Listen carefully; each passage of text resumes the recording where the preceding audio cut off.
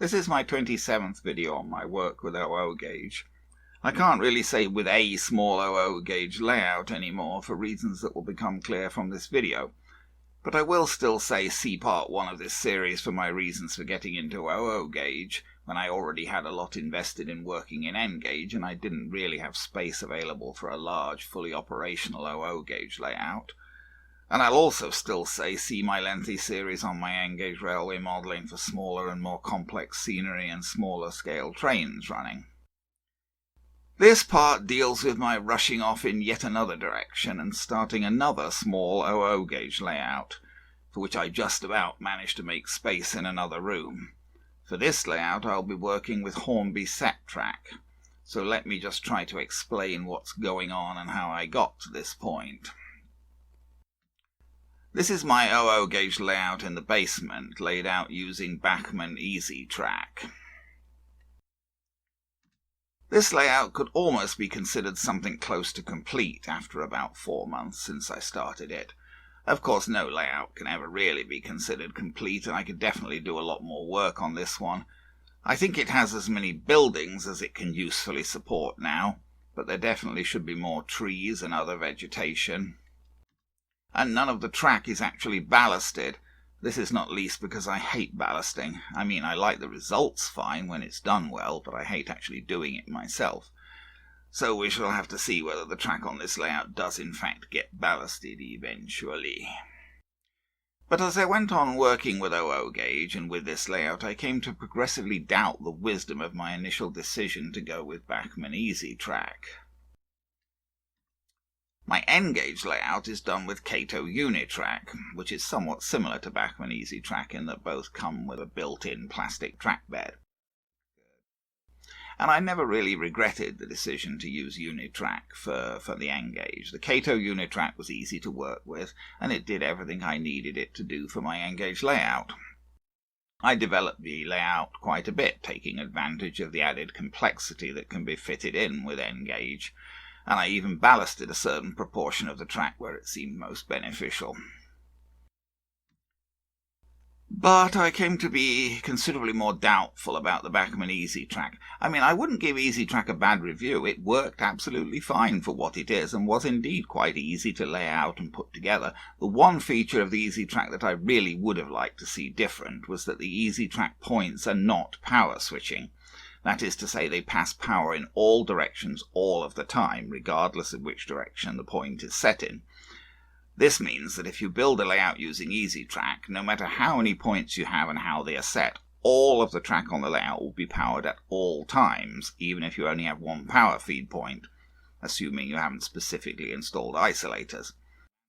Now, this would be great for DCC, of course, no problem at all, but for DC analog control it's a real pain, as it means that unless you manually install isolators and separate power feeds, you can't have more than one loco anywhere on the layout, since by default, if you do have more than one loco on the layout, with DC analog control, they'll all start moving at once when you turn up the power.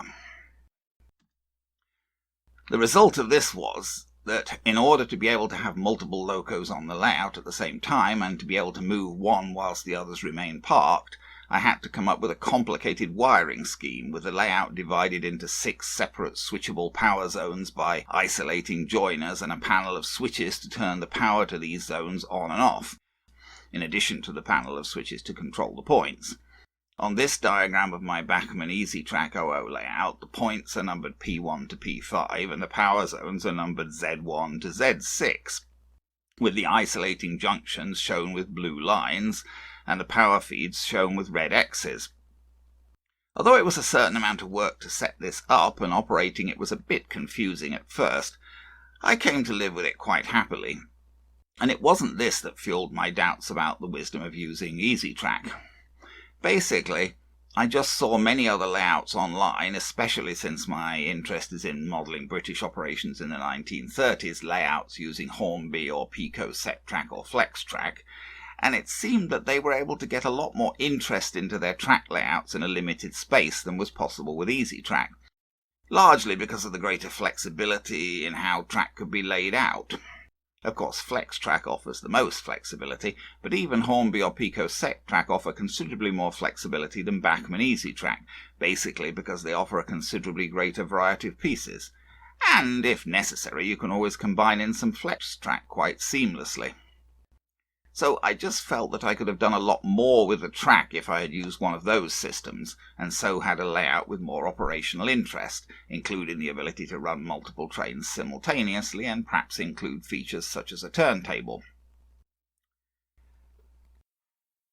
I decided to create another layout, and I decided I would basically use Hornby SetTrack. I live in Canada, but I do have a local supplier of Hornby track in British model trains at Cambridge, Ontario, and it seemed that Hornby SetTrack was perhaps the most widely used by British modelers.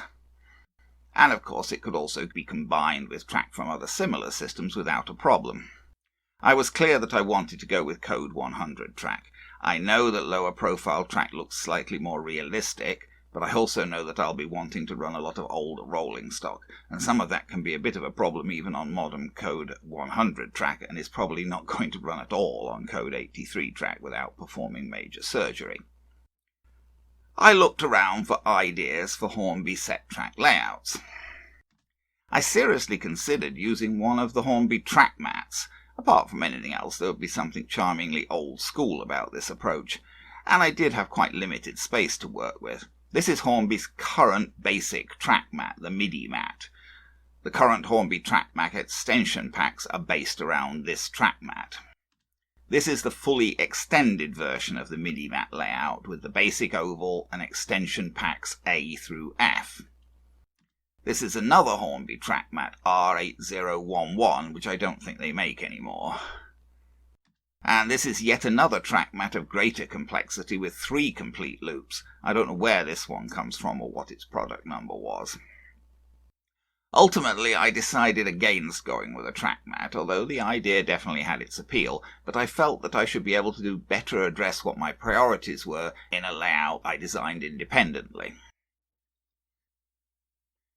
The track mats did do some things that I liked. They all provided for at least 2 control zones, so that more than one train could be run at a time using DC analog control.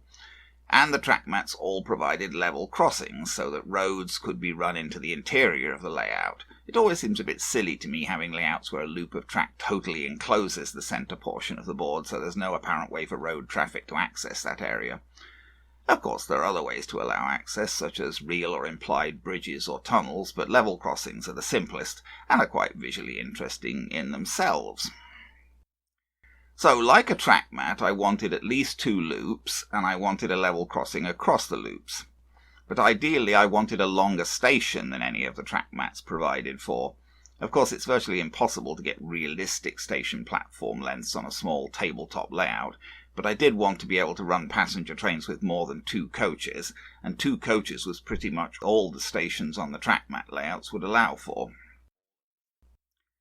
I felt I'd also like to squeeze in a turntable if possible, and I had seen Hornby layouts that managed to work with a turntable within a tabletop size. I looked around further. I looked at many pictures and videos of actual layouts, and that was certainly good for some ideas, but seeing a photo or a video of someone's layout doesn't really give you the information necessary to build a similar layout yourself from SetTrack. For that purpose you need a properly scaled or keyed layout diagram, and there aren't that many of those available on the internet. I wouldn't have minded buying a copy of Hornby's own track plans book. I'm sure I would have found it interesting and informative, but it wasn't available here in Canada, so I had to have ordered it from the UK, and maybe wait a month or more for it to be delivered. There are many track plans available on the website freetrackplans.com, and I considered this source also. But those track plans require the use of the AnyRail software, and though AnyRail can be used free for layouts with less than 50 pieces of track, a license is required to work with larger layouts. I was pretty sure I wanted to use more than 50 pieces of track. A license for AnyRail costs $79 Canadian currently. I wasn't really expecting to be doing a lot of ongoing layout design work, and $79 seemed rather a lot to likely just use the software once. So I wandered around some more looking at plans that I could find. Osborne Models, who I've bought from before, have a nice feature called Hornby track plans in a box, where you can buy from them everything needed to lay out a variety of Hornby track plans. Unfortunately, they are not allowed by Hornby to sell these to anyone outside the UK, otherwise I might well have gone with one of these. This was the box track set offered by Osborne that seemed closest to what I wanted. A double loop, second and third radius, with a station, turntable, sidings and yard, all fitted onto a board 6 feet and a bit by 3 feet and a half. Here's the colour key that applies to this and similar track plans, helping to distinguish the various set track elements. I started playing around in a graphics editing program starting from the Osborne Compact Oval setup. I wanted to have a larger station than the Compact Oval plan had, and I also wanted a bit more open space in the middle of the layout, so I cut out most of what they had in the middle and moved all of the points branching from the main loops to the front, getting rid of the curved points, which look nice but tend to be unreliable in operations. I also made the layout just a touch bigger, going to 4 foot by 7 foot. This allowed me to have a long straight of both loops along the back, providing for a station about as large as could reasonably be fitted on such a small layout. I made one further revision to my layout plan before actually buying track. I decided to put a sort of head shunt where the outside siding joined the outer loop. I moved the access to this siding further right and made it into a crossover rather than a simple set of points. Since the head shunt will never be able to get power from the outer loop, the points could never connect it to the outer loop, power-wise, I planned to power it separately. I could, of course, simply have connected it to the loop to draw power, but I didn't want it to have power all the time, since I wanted the ability to park trains there, so I planned to wire a switchable power feed to it, indicated by the SP on the diagram. I would also want to be able to bring a loco out of the head shunt whilst having another loco parked in the main siding, so I planned a switchable isolator for the end of the outer siding. The blue line marked I indicates an isolated joint, and then the red lines marked SI represent a switchable connection across the isolator. So if the section by the level crossing is powered either from the outer loop via the points or from the head shunt with the bottom panel set straight, I can choose whether or not I want the end section of the siding to be powered. Actually, I think I'm going to change that now to just another switchable power feed to the end, which is actually simpler to set up than the switchable isolator. So instead of the SI, it'll just be a switchable power point where the SI is going into the end of the siding. Anyway, we shall see. It's still quite a way before I get there. This is just a picture on the computer for now. The first thing I had to do in terms of practical preparations for this layout was to clear some space and then to build a baseboard. In terms of space, well, yes, it's just sitting on top of the futon in the spare bedroom. I guess I'm not anticipating any house guests. I dithered a bit about how to build this board. I have a hatchback car, but no van or truck, so there's a distinct limit to what I can bring home from the store myself. For anything bigger, I'd have to pay a delivery charge of $50 or more. I ended up building this baseboard from 2 foot by 4 foot sheets of 3/16 inch MDF, framed with 1 by 2 framing lumber. I got the store to cut one of the 2 by 4 MDF sheets down to 1 by 4 for me, as their equipment could do a much better job than I could. Perhaps I should clarify, MDF stands for, medium density fibre board. It's a bit similar to what they used to call hardboard in Britain, although it's actually smooth on both sides. So then I had 3 sheets of 2 by 4 and one of 1 by 4 MDF to make my 7 by 4 baseboard. I was a bit shocked by how much this ended up weighing. I built it in the garage, as that was really the only place there was enough space to lay it out and nail it together. And then I could barely lift it, and I had a devil of a job getting it up the stairs and into the bedroom. It was a good job I made it 7 by 4 and not 8 by 4, as I doubt I could have managed to manoeuvre an 8 by 4 board round all the corners and through the doors. And here, after a trip to British model trains in Cambridge, is my initial stock of Hornby set track pieces. There are some Pico buffers there also, as Nigel didn't have many of the Hornby buffers. Indeed, I also bought his entire current stock of Pico buffers. I wanted to do just a basic function test of the track. The plug there was cut from my first HM6000 Hornby Bluetooth controller. Spoiler alert, I've bought 2 HM6000s so far and have achieved absolutely zero of any use with them. I didn't even get as far as getting the power light to come on with the first one. The second one powers up okay, and I can even see it as a Bluetooth device using a standard Bluetooth scan. But Hornby's confounded HMDC app completely refuses to recognize it, so it has been of no use whatsoever to me. Anyway, in an optimistic mood when I got my first HM6000 and fully expected the damn thing to actually work, I cut off one of the track plugs that came on it and soldered on banana plugs so that I could connect it to the power feed of my Bachmann layout. And the plug seen here is what I cut off from the end of one of the HM6000's track wires.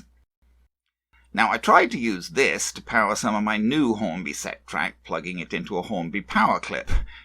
But the plug from the HM6000 didn't usefully plug into the power clip. It was hopelessly loose and didn't make contact in any useful way unless you kept it pressed down manually.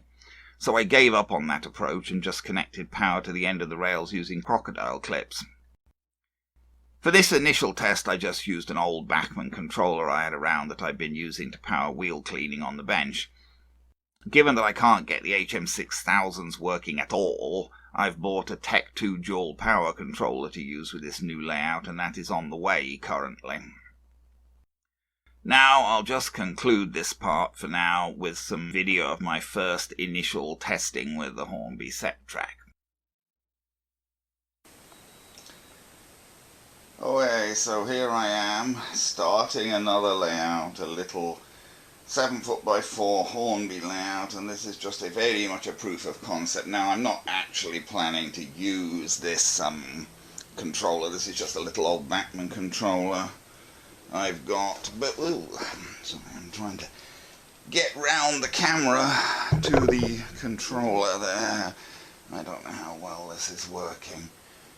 And we got the little, famous wrong words, I've got it going the wrong way. So there we go, there's the little Hornby pug, the Caledonian 264 pug, not the LMYR 21 pug, which is still not come, but this is the little Caledonian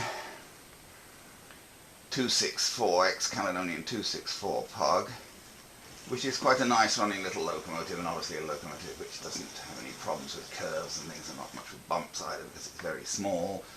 And we're just running it here on, I've got one short straight, one regular straight RM600, a long straight RM603, and a couple of third radius curves, R609. Which will ultimately be sort of around the back of the layout. I was going to try to use the Hornby power clip and the plug off the HM6000 to connect the power, but it didn't work, so I've just got crocodile clips on the edge of the track for now. So that's my first experience with Hornby set track. I had Triang TT, which was a little similar to this in some ways when I was a kid, but this is my first experience with Hornby set track.